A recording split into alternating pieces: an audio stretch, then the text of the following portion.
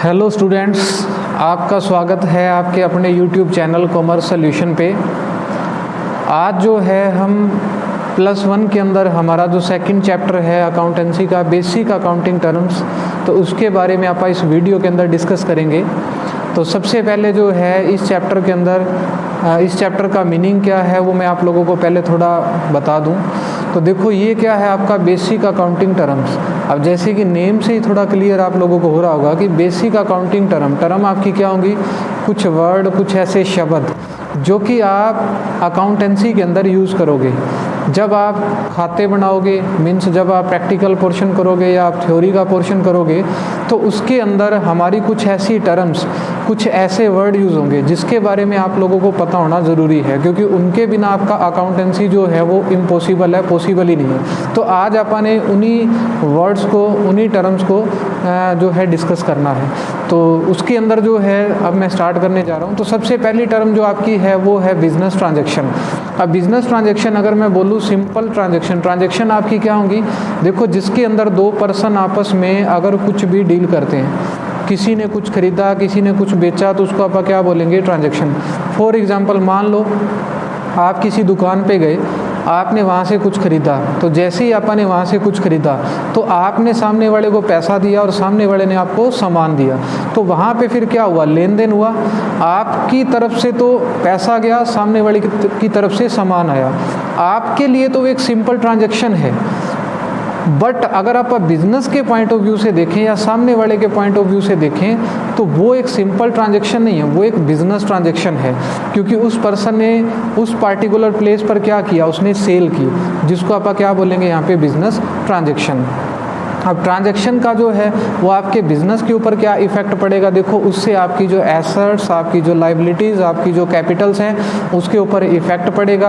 आपकी जो ट्रांजैक्शन है उससे आपकी एसेट्स की बात करूं या मैं लाइबिलिटी की या कैपिटल की, तो वो या तो आपकी इंक्रीज़ हो जाएंगी या आपकी डिक्रीज़ हो जाएंगी। तो कहीं ना कहीं आपकी जो भी बिजनेस ट्रांजैक्शन होगी उसका आपके बिजनेस के ऊपर इफेक्ट पड़ेगा।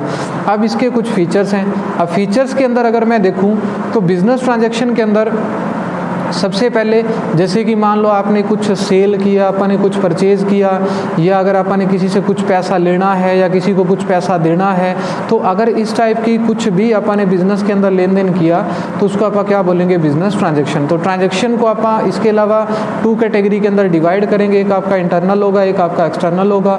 इंटरनल आपका क्या होगा, जो बिजनेस के अंदर की जो ट्रांजैक्शन है उसको आप बोलेंगे इंटरनल। और एक्सटर्नल के अंदर क्या होगा, जैसे कि मान लो मैंने किसी थर्ड पर्सन से उधार माल खरीदा, मैंने उसको पैसा देना है, तो वो भी क्या एक ट्रांजैक्शन है, बट वो कौन सी ट्रांजैक्शन आपकी, एक्सटर्नल ट्रांजैक्शन है। मैंने बैंक से पैसा लिया, कुछ भी एनी अदर, अगर मैं बाहर के किसी पर्सन के साथ डील कर रहा हूँ तो वो मेरी क्या रहेगी, एक्सटर्नल ट्रांजैक्शन। इंटरनल के अंदर क्या रहेगा, जैसे कि मान लो आपके बिजनेस के अंदर आपकी कुछ एसेट्स हैं, अगर उन एसेट्स की वैल्यू जो है वो आप जैसे जैसे एसेट्स को यूज़ कर रहे हो तो उसकी वैल्यू क्या होती जा रही है, डाउन होती जा रही है। तो अगर इस टाइप की कोई ट्रांजैक्शन है तो उसको आप क्या बोलेंगे, इंटरनल ट्रांजैक्शन बोलेंगे। इसके अलावा ट्रांजैक्शन के अंदर आपने जो एक मोस्ट इंपॉर्टेंट आपने ध्यान रखना है वो ये रखना है कि आपकी जो भी ट्रांजैक्शन अगर उसको आप मनी टर्म के अंदर डिनोट कर सकते हैं तो वो आपकी होगी बिजनेस ट्रांजैक्शन। अगर वो मनी टर्म के अंदर आप उसको डिनोट नहीं कर सकते तो वो आपकी बिजनेस ट्रांजैक्शन नहीं होगी। जैसे कि मान लो आपका गोडाउन के अंदर लॉस ऑन फायर, आग लगने के कारण कुछ आपका मटेरियल जो है वो ख़राब हो गया, तो अब उसको आप क्या कर सकते हैं, मनी के अंदर मेज़र कर सकते हैं ना। या जैसे कि मान लो आपने किसी से माल खरीदा तो वो भी आप मनी के अंदर मेज़र कर सकते हो। अगर मैं ये बोलूँ कि 2 वर्कर जो है उनका आपस में लड़ाई झगड़ा हुआ तो क्या आप उस चीज़ को मेज़र कर सकते हैं, नहीं कर सकते, तो वो आपकी बिजनेस ट्रांजैक्शन नहीं है। तो ये थी आपकी ट्रांजैक्शन। उसके बाद आपका है इवेंट। तो इवेंट के अंदर क्या रहेगा, देखो जो भी आपकी ट्रांजैक्शन होंगी उनका जो फाइनली कंक्लूजन आएगा, उनका जो रिजल्ट होगा उसको आप क्या बोलेंगे, इवेंट। अब इवेंट के अंदर अगर मैं बात करूं, जैसे कि आपने बिगनिंग के अंदर, स्टार्टिंग के अंदर जब आपने बिजनेस स्टार्ट किया तो कुछ पैसा लगाकर आपने बिजनेस स्टार्ट किया, आपने कुछ माल खरीदा। अब आपने यही देखना है कि जो पैसा लगा के आपने बिजनेस स्टार्ट किया उस पैसे को लगाने से या जो आपने माल खरीदा या जिस माल को बना के आपने मार्केट के अंदर सोल्ड किया उसको बेचने से आपको प्रॉफिट हुआ या लॉस हुआ, या आपकी कैपिटल के अंदर क्या चेंज आया, पहले से बढ़ी, कम हुई, तो उन सबसे रिलेटेड जो आपका फाइनल कंक्लूजन होगा उसको आप क्या बोलेंगे, इवेंट। उसके बाद आपका आएगा अकाउंट्स। तो अकाउंट्स के अंदर आपके पास क्या रहेगा, देखो अकाउंट्स के अंदर आप जब भी ट्रांजैक्शन करोगे आपके जिस टाइप की जो भी आपकी ट्रांजैक्शन होगी उसको एक लिखने का एक सिस्टमेटिक एक सिस्टम होगा जिसको आप क्या बोलेंगे अकाउंट्स। जैसे कि फॉर एग्जांपल आप लगा लो, मैंने कुछ सेल किया तो उसके लिए मैं बना दूंगा सेल बुक, मैंने कुछ परचेज किया तो उसके लिए मैं बना दूंगा परचेज बुक। अब मैंने किसी राम के साथ कोई लेन देन किया तो उसके लिए मैं बना दूंगा राम अकाउंट। मैंने किसी ए पर्सन के साथ कुछ डील किया तो उसके लिए मैं बना दूंगा एज अकाउंट। तो मैंने क्या किया, जिस पर्सन के साथ या जिस नेचर का मैंने डील किया, जिस नेचर की मैंने ट्रांजैक्शन की, उससे रिलेटेड क्या करूँगा मैं, एक अलग से एक लिखने का जो ढंग होगा या जिस जगह पे मैं उनको लिखूंगा जहां मेरा ये सारा कुछ प्लस माइनस होगा, उसी को आप क्या बोलेंगे अकाउंट्स। अकाउंट्स के बाद जो है आपका जो नेक्स्ट टर्म रहेगी वो रहेगी कैपिटल। कैपिटल के अंदर आपका क्या रहेगा, जो कैपिटल के अंदर आपका अगर कोई भी पर्सन बिजनेस स्टार्ट करता है तो वो अपनी जेब से कुछ ना कुछ पैसा लगा के बिजनेस स्टार्ट करेगा। तो वो जो पैसा उसने अपने घर से लगाया, अपनी जेब से लगाया, उसी पैसे को आप क्या बोलेंगे कैपिटल। कैपिटल का जो फॉर्मूला है वो आपका बुक के अंदर आप लोगों को दिया होगा, जिसके अंदर रहेगा एसेट्स माइनस लायबिलिटीज़। तो वो आपकी क्या रहेगी कैपिटल। मीन्स आपने जो पैसा अपने घर से अपनी जेब से लगाया उसी को आप क्या बोलेंगे कैपिटल। उसके बाद आपका आएगा ड्राइंग। अब ड्राइंग के अंदर क्या रहेगा, देखो जैसे अगर मैं ये बोलूँ कि बिजनेस से अगर कोई भी पर्सन अपने पर्सनल यूज़ के लिए, अपने निजी खर्चों को पे करने के लिए अगर वो बिजनेस से कुछ भी पैसा निकालेगा तो उसको आप क्या बोलेंगे ड्राइंग। जैसे कि फॉर एग्जांपल अगर मैं ये बोलूँ कि मैंने इलेक्ट्रिसिटी बिल जो है वो पेड करना है, अब उसके अंदर दो केस हैं भी। एक तो ये है कि मैंने इलेक्ट्रिसिटी बिल जो है वो अपने घर का पेड करना है, दूसरा ये है कि मैंने जो इलेक्ट्रिसिटी बिल है वो मेरे बिजनेस यूनिट का है।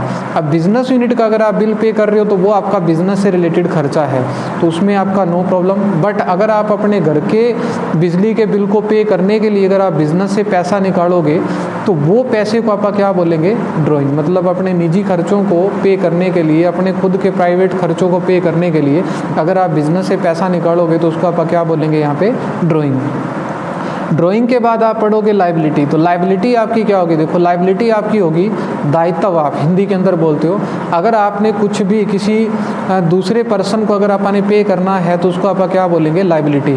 अब जैसे कि फॉर एग्जांपल आप लोग लगा लो कि जैसे आप स्कूल के अंदर पढ़ रहे हो तो आपने स्कूल के अंदर क्या पे करना है, फ़ी पे करनी है, आपको फीस पे करना है। अगर आप ट्यूशन पढ़ रहे हो वहाँ पे भी आपको फीस पे करना है, तो वो आप लोगों की क्या होगी लायबिलिटी।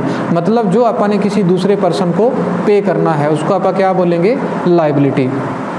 और लायबिलिटी के अंदर जो है आपका फॉर्मूला रहेगा, फॉर्मूला आपका रहेगा एसेट्स माइनस कैपिटल।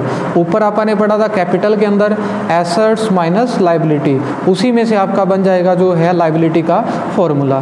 तो इसके अलावा अगर मैं बात करूँ लायबिलिटी की तो आपके पास टू टाइप की लायबिलिटी रहेंगी, जिसके अंदर आपका रहेगा इंटरनल लायबिलिटी और एक्सटर्नल लायबिलिटी। इंटरनल लायबिलिटी क्या होंगी, देखो ऐसी लायबिलिटी जिसका कि आपके बिजनेस के इंटरनल पार्ट के साथ रिलेशन होगा, उसको आप क्या बोलेंगे इंटरनल लायबिलिटी। अब जैसे कि फॉर एग्जांपल आप लगा लो, जैसे कि ओनर ने बिजनेस के अंदर पैसा लगा दिया तो अब बिजनेस की वहाँ पे लायबिलिटी होगी कि उस ओनर को जो पैसा ओनर ने अपनी जेब से उस बिज़नेस के अंदर लगाया तो वो पैसा जो है वो बिज़नेस के पॉइंट ऑफ व्यू से अगर आप देखें तो वो क्या बन जाएगी लायबिलिटी। बट अगर आप ओनर की बात करें तो वो थर्ड पर्सन नहीं है, वो बिज़नेस का इंटरनल पार्ट है, तो उसी लायबिलिटी को आप क्या बोलेंगे यहाँ पे इंटरनल लायबिलिटी। क्योंकि देखो अगर वहाँ पे जो ओनर है वो अपनी जेब से पैसा ना लगाता तो आपको कहीं बाहर से पैसा अरेंज करना पड़ता, तो वो पैसा भी तो आपको इन फ्यूचर जो है वो वापस करना पड़ता ना। तो उसी तरह से आपका अगर बिजनेस का ओनर जो है, मालिक जो है, उसने अगर अपनी जेब से कुछ पैसा लगाया तो वो पैसा जो है बिजनेस के लिए क्या बन जाएगी लायबिलिटी बन जाएगी। और कौन सी लायबिलिटी होगी इंटरनल लायबिलिटी।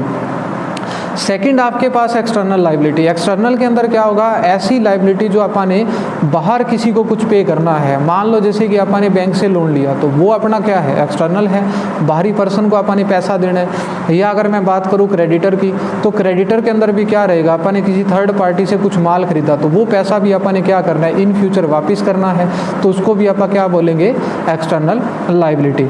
इसके अलावा इसके अंदर टू कैटेगरी आपकी रहेंगी, जिसके अंदर रहेगा करंट लायबिलिटी और नॉन करंट करंट लाइबिलिटी। तो या उसको आप नॉन करंट लाइबिलिटी बोल सकते हैं या लॉन्ग टर्म लाइबिलिटी भी बोल सकते हैं। तो सबसे पहले अगर मैं नॉन करंट लाइबिलिटी की बात करूँ तो नॉन करंट लाइबिलिटी आपकी वो लाइबिलिटी होगी जो आपने लंबे टाइम के बाद पे करनी है, जिसका भुगतान आपने 1 साल के बाद करना है। अगर इस टाइप की लाइबिलिटी है तो उसको आप क्या बोलेंगे, non current liability. For example जैसे कि मान लो आपने बैंक से लोन लिया और वो बैंक से आपने लोन ले लिया 10 साल के लिए, तो अब आपको जो पैसा है वो कितने टाइम के बाद वापस करना है, मतलब कितने टाइम के अंदर वो आपको कम्प्लीटली जो है वो पे करना है आफ्टर 10 ईयर। तो वो आपके पास क्या बन जाएगी, लॉन्ग टर्म लाइबिलिटी। सेकेंड आपके पास क्या रहेगा, शॉर्ट टर्म बोल लो या उसको करंट लाइबिलिटी बोल लो। ऐसा पैसा जो आपने 1 साल के अंदर अंदर पे करना है, जिसका टाइम पीरियड आपके पास 1 साल से 1 साल के अंदर अंदर रहेगा, उसको आप क्या बोलेंगे, करंट लाइबिलिटी। फॉर एग्जांपल आप ये लगा लो जैसे कि मैंने किसी क्रेडिटर से उधार माल खरीदा और उस पर्सन से मैंने 3 महीने का टाइम लिया, तो इसका मतलब क्या भी 3 महीने के बाद जो है मेरे को वो पैसा जो है वो क्रेडिटर को पे करना है। तो जो इस टाइप की लाइबिलिटीज़ होंगी उसको आप क्या बोलेंगे, करंट लाइबिलिटी। या अगर मैं ये बोलूँ कि हमारे बिजनेस के अंदर अगर कोई एम्प्लॉय काम कर रहा है, उसको अपने सैलरी देनी है, उसको अपने वेजेस देना है या अपने इलेक्ट्रिसिटी बिल अपने पे करना है, तो वो भी आपका क्या रहेगा, आपका बार बार जो है वो आपका रिवाइज होता रहेगा, हर महीने वो आपका रिवाइज होता रहेगा। तो जो इस टाइप की लाइबिलिटीज़ होंगी उसको आप क्या बोलेंगे, करंट लाइबिलिटीज़। सो मैंने आपको आज जो है इस वीडियो के अंदर आपको सिर्फ 6 टर्म्स आपको बताई हैं। बाकी जो बची हुई टर्म्स हैं वो आपको नेक्स्ट वीडियो के अंदर, अगर फिर भी कुछ बच गया तो फिर उससे नेक्स्ट वीडियो के अंदर आप लोगों को मिलेगा। तो थैंक यू वेरी मच।